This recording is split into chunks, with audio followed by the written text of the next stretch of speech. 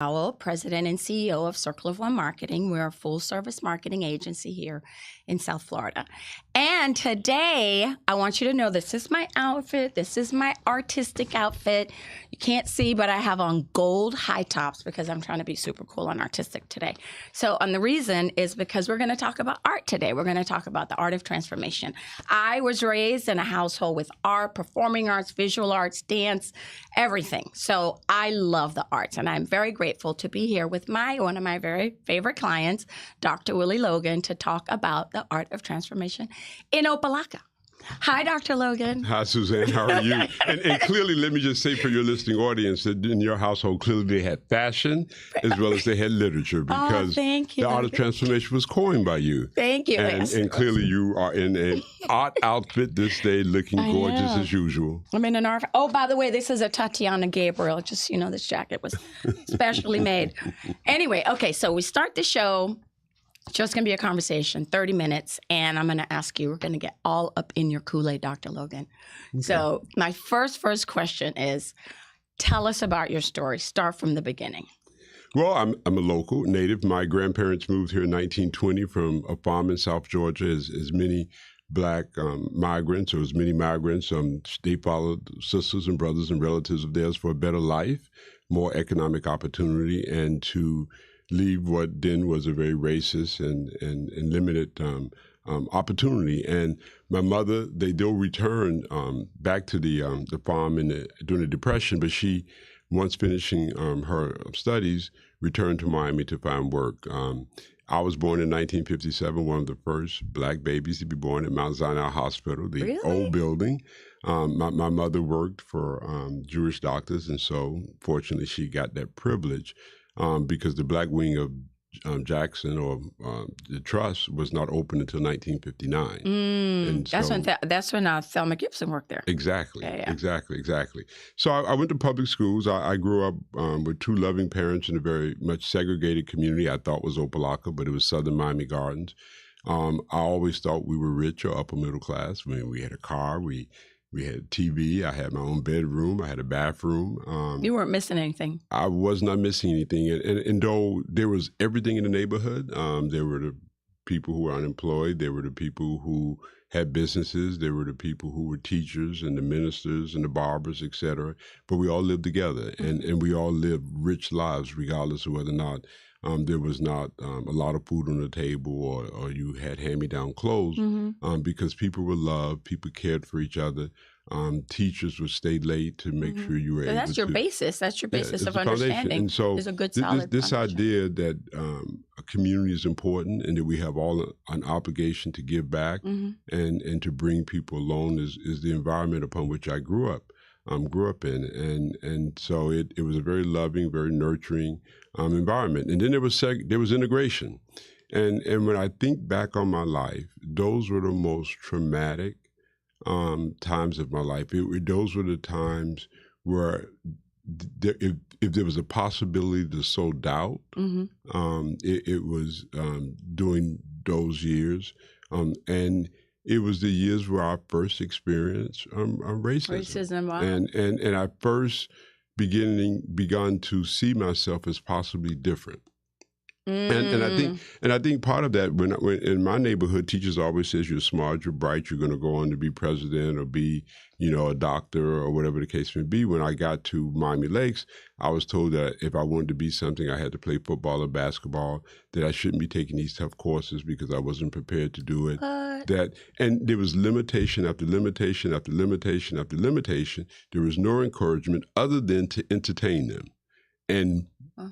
And my body was everything. My mind was secondary. Yeah. And this is even in the public school.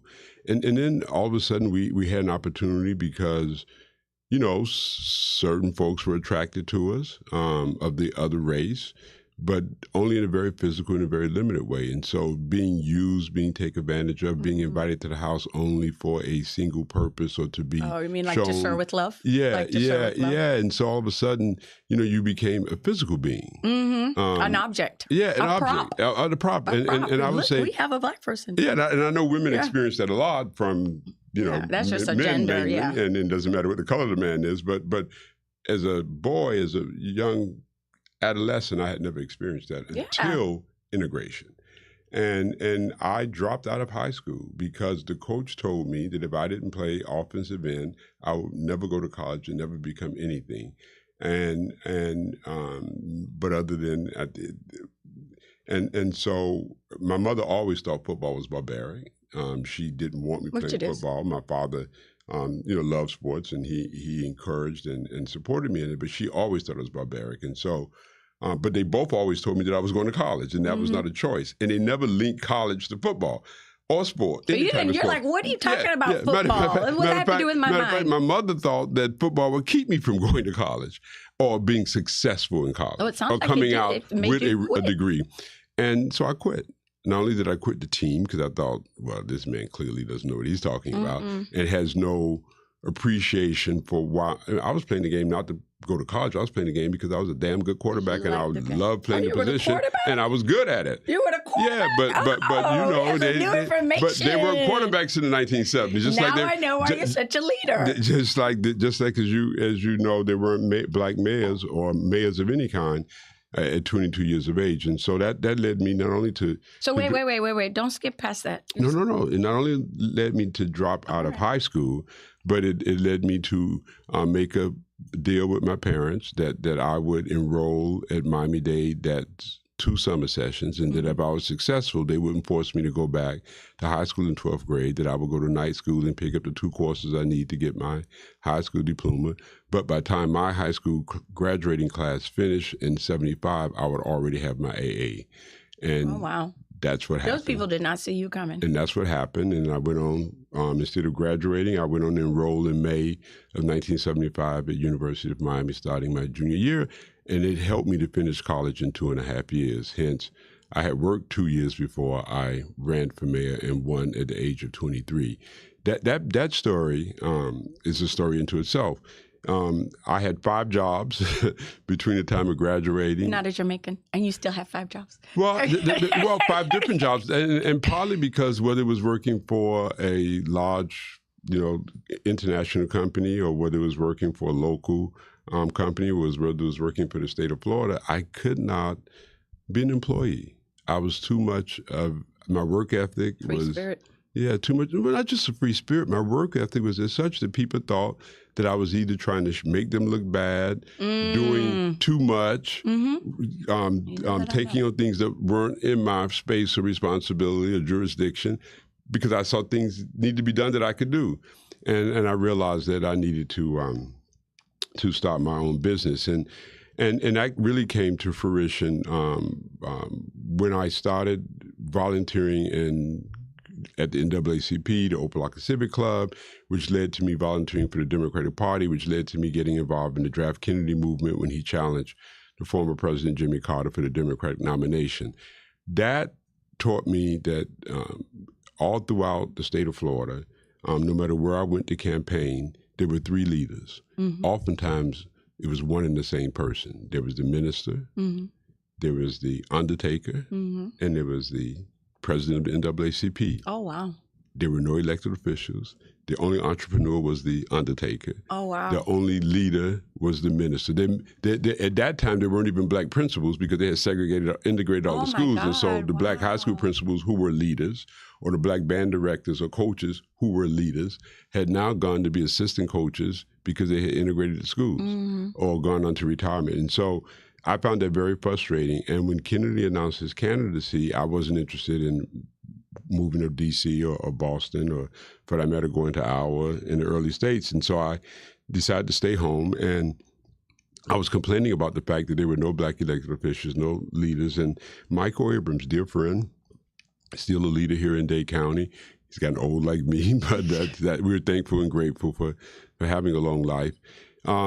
Challenged me. He said, why don't you run? Go home and run for mayor. The city's 65% black. There are no black candidates. And remember, tell us about the candidate. Yeah, and the candidate had been removed as police chief because of racial activities, and and he was running against 10 other white candidates for a city that was 65% black. And so I decided, well, then I will run if you all give me the qualifying fees. At 23? At 22. 22. One at 23. Became mayor at 23. Yeah, became mayor at 23. That's all. And your brain's not even formed then. And so when I went to qualify, they informed me that I didn't live in the city. And I was the first eye-opening to gerrymandering, the fact that we received city services, police, public works, at the time, water, et cetera, but we couldn't vote. So we were paying for all of our city services by fee, didn't pay property taxes to the city, but we had no representation.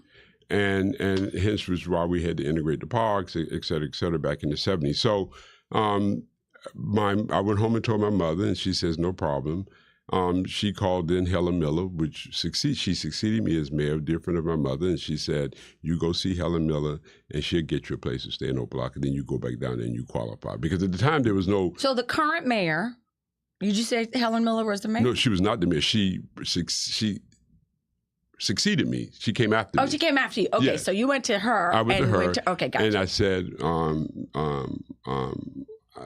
Auntie Helen, I said, which is what I referred to as, I said, Mama said I should come see you because I need a place to stay. I want to run for mayor. She says, all right, baby, I've already talked to Miss Susie. She has a house around the corner you can rent. She said she's coming over with the lease. Then we go down to the bank so we can open up your bank account for treasurer. 22. I'm writing you a check for your first contribution. 22. And that's crazy. I'm going to be your treasurer, and this afternoon you're going to be a candidate for mayor, and the rest is history. And then after that, I'm going to be the mayor. Oh my God, that's so funny. I remember when I first met you, you told me that story. I was like, what? At 22, I was... Yeah, it's amazing. It was an amazing story, and I won. It was 3,500 votes. I won by 13 votes. The night that I won, I got a call from then Marion Barry, who was the mayor of Washington, D.C. He was in his first term, his first year.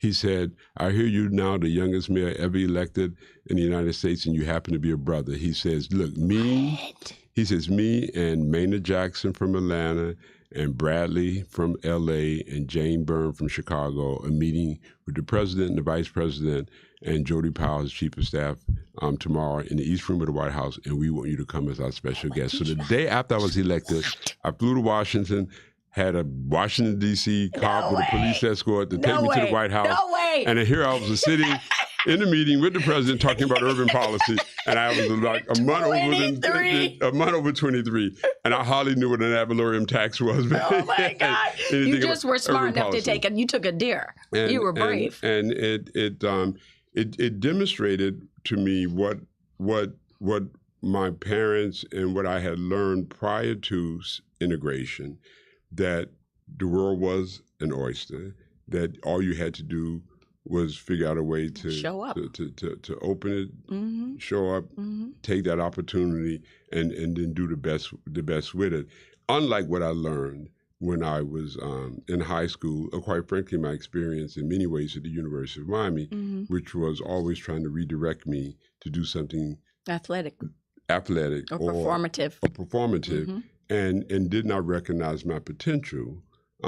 Only because in many cases I may not have had an opportunity to take physics because it wasn't in my school at the time where I would have been able to prepare to take those courses, or I may not only have gotten to algebra, geometry, or algebra 2 because in my middle school they didn't go past algebra 1. So you could have handled it, they just didn't offer it. Right, but the opportunity wasn't there, and not having the opportunity to travel and having access to museums and art, et cetera, or a limited access to art. Once again, it didn't say I didn't have the ability to learn or appreciate. I just didn't have access or aware of it, and therefore, of course, didn't know it. But that all proved to be a lie, That's obviously. Awesome. Okay, so we're going to fast forward. All right, let's fast forward. 40 years later. But it's such a fascinating story. I've heard it, and I still always like, wow, I learned something new. So, yeah, Dr. Logan is a very, very interesting person, as everyone who knows him understands that. So, you made your life in Opelika. Basically, the bulk of your career has been in Opelika. So, Opelika has had its share of challenges. There's, all kinds of manner of challenges have befalled Opelika. But we've been working with you since 2012, so 11 years. And I remember when you came to us, you were like, there's going to be a change. There's going to be a transformation in Opelika. We're seeding, this love of art. And, I worked, I did my thing, but there was no proof. There was just me going, yeah, yeah, yeah. And all of us going, yeah, yeah, yeah. And trying to bring art and artistic endeavors. But now with the art of transformation, so it's 11 years later. And I want you to talk to us about 10 North Group and all of the layers that it has and how 10 North Group is transforming Opelika. It'd be my absolute pleasure to do that. But if I may just regress in for about Please. 30 seconds, because I think it's important for folks to know this.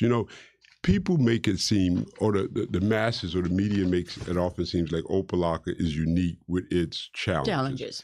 But City of Miami, how many folks are indicted? Right. Somebody he got his wages. How much corruption? How many murders? How much poverty? How much outrageous activities have you seen? And I don't want to call any other city because I love all my cities. You know what I mean? But Opelika is not unique. It's not unique. It's just that it's played upon more. And then the institutional discriminatory practice, be it the appraisal process, be it access to insurance, be it educational facilities, be it mortgages, infrastructure, be it whatever the case may be, puts Opelika in a position that it's not able to recover despite the ill will that other places have experienced, that they can recover, because you don't have a problem getting insurance in the city of Miami. Because they have a or head you don't start. have a problem start. getting your property appraised if it's only 1,500 square feet of a house at $1 million in Opelika. They want to do that same house for $150, and you got the same weather. Wow. I mean, so okay, 10 North.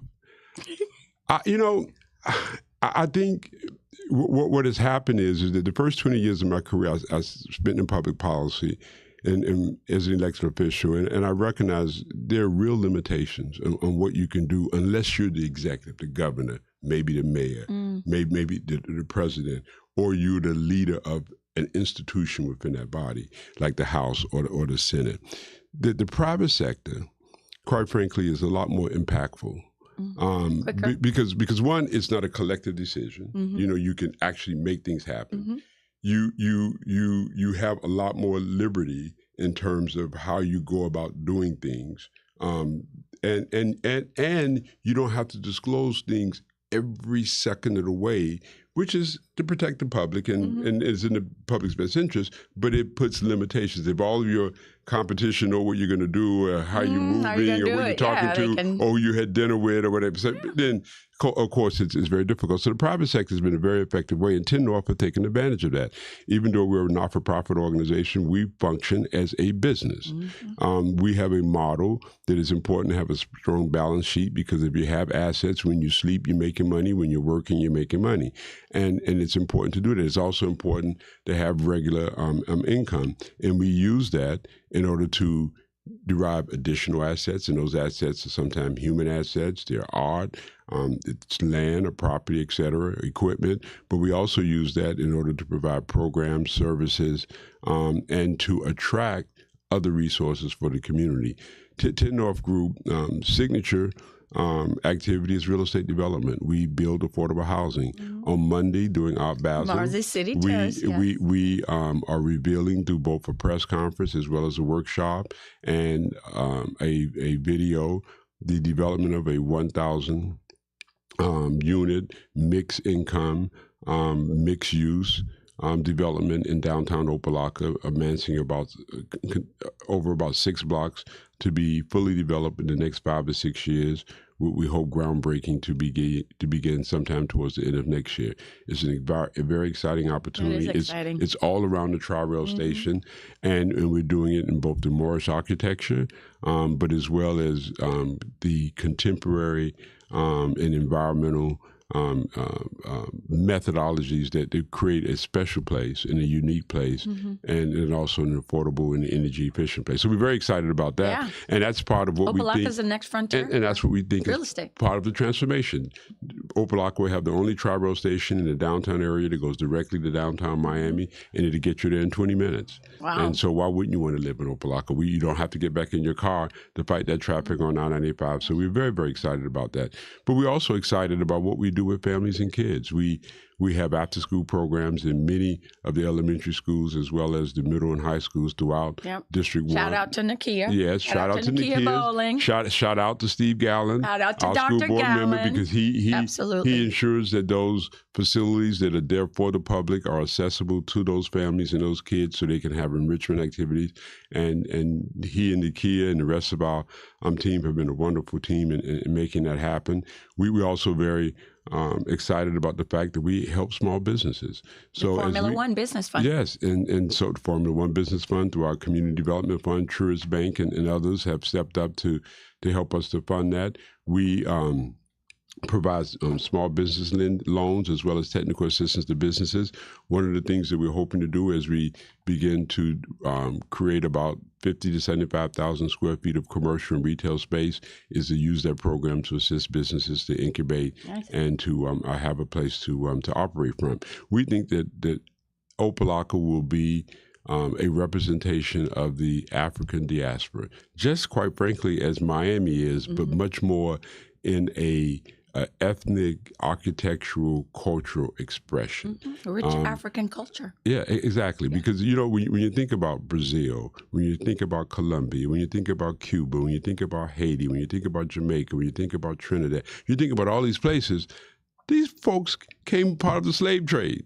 Now, they may have mixed with the natives that were there. They may have mixed with the Spaniards and the French, but they all came from Africa. Came from West Africa. We all West cousins. Africa, exactly. Your eyes may be blue, Mali, your hair may be a little straighter, you may be a little bit lighter, you know what I mean? But you may be shorter, taller. Yeah, but you came from some Africa. things may be rounder, but y'all. And so that's what South Florida, particularly Miami, that's what we represent. And oftentimes we've taken that culture and we've enhanced certain countries, certain regions, et cetera. Little Havana. Last year was Haiti, this year's Puerto Rico. But I'm thinking more so like Southwest 8th Street.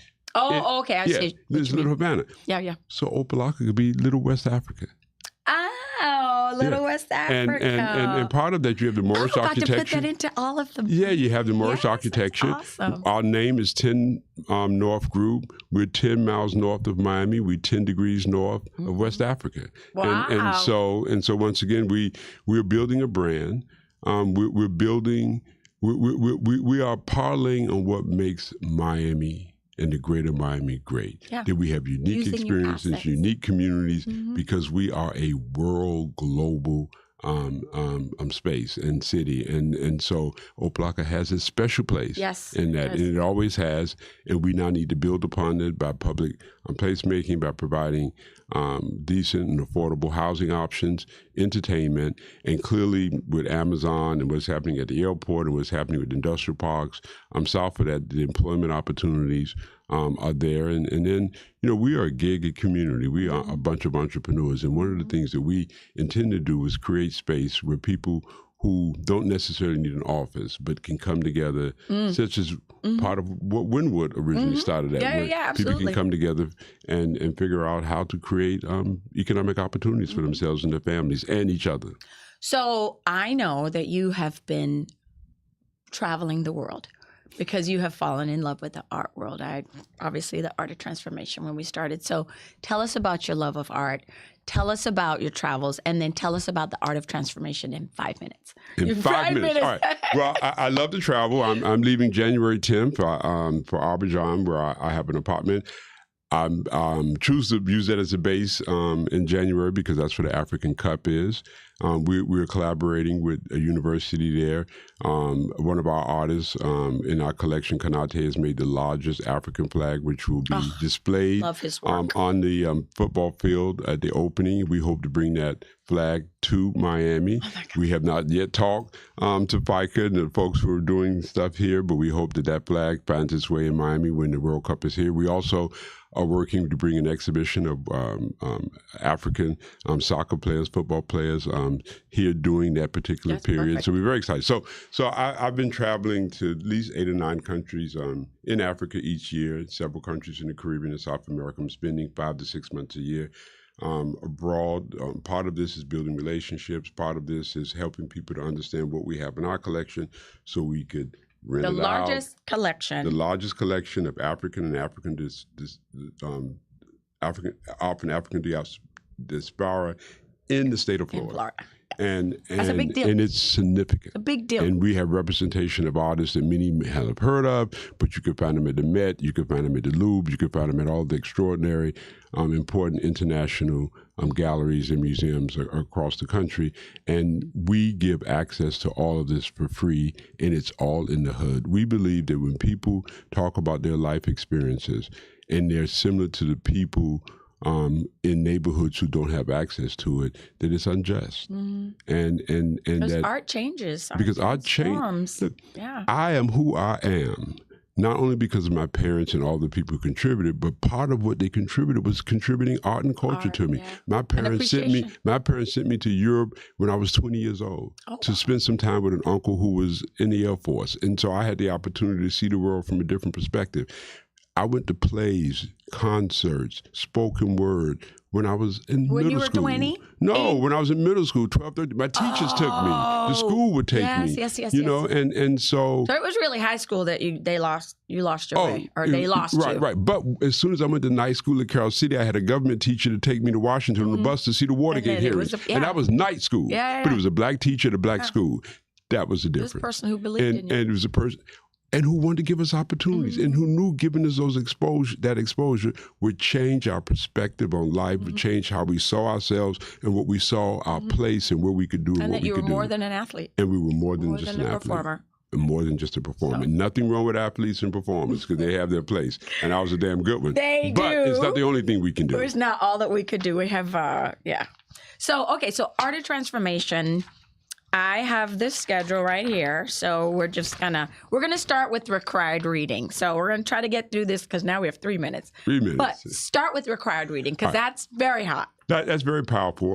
The Florida legislature and the governor saw fit to ban 200 some odd very important, significant pieces of literature about history of people of the African diaspora and our experiences here in the Americas, particularly in the United States. We know there are only tyrants like Hitler, and we know the outcome of banning and burning books. It's outrageous.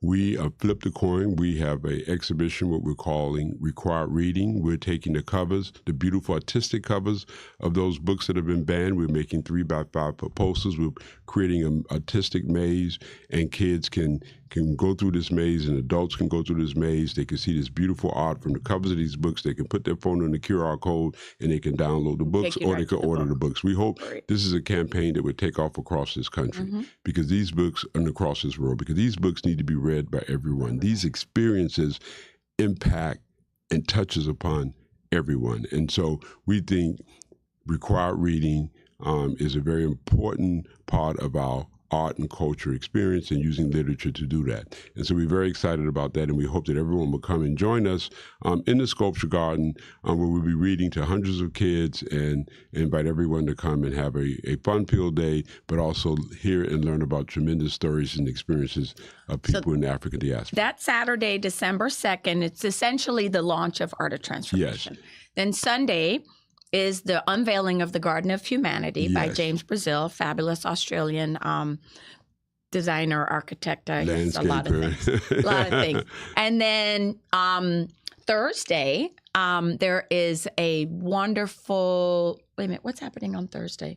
Well, before you get to Thursday, so we got the Sunday, the opening. We got the Sunday, but we already talked about Monday. So there's a band on Sunday. It's an African-Cuban band. There's a dance company that's going to perform as well. Yes. And then on Monday, we're having a workshop, and we're unveiling as I mentioned before, you're giving it to me. But I have it up here. I was like, I have it on a piece of paper. So Monday, we're unveiling the redevelopment of downtown Opelika, and we're having some conversations, and we're inviting folks like Jermaine Bonds and Aaron McKinney and others who have lots of experience in both urban planning and redevelopment, and have ideas and based upon their experience and how you do that without displacing the people who are currently there, as well as making opportunity for people who are similar to them in addition to a more diverse population.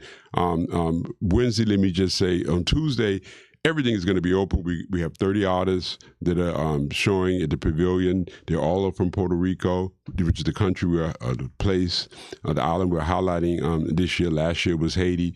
These artists are extraordinary. They're doing film, they're doing dance, they're doing sculpture. They're talking about the migration and experience of being in Puerto Rico, and then dispersing throughout the Americas, particularly here in the United States. We're very proud that we are official part of our Basel. So on Saturday morning, we have a wonderful workshop that we invite everyone to. We're just going to go long. But here's the thing. We have so many different activities. You will not find this anywhere else in South Florida, where you can come to a 4 or 5 block area and see as much diverse African diaspora art and culture experiences. And we have some VIP events, we have some after-hour events, and so you just need to pay attention to social media. There's a voguing workshop on Friday. Yes, there's so many things going on. So many things. We just say check out our website, 10northgroup.com, and talk to your friends, and we look forward to a dazzling weekend and week. December 2nd to December 10th. The gallery is open 10 a.m. to 10 p.m. 10northgroup.com. Thank you very much. I'll see you next time. Thank you, Suzan. Thank you, Logan.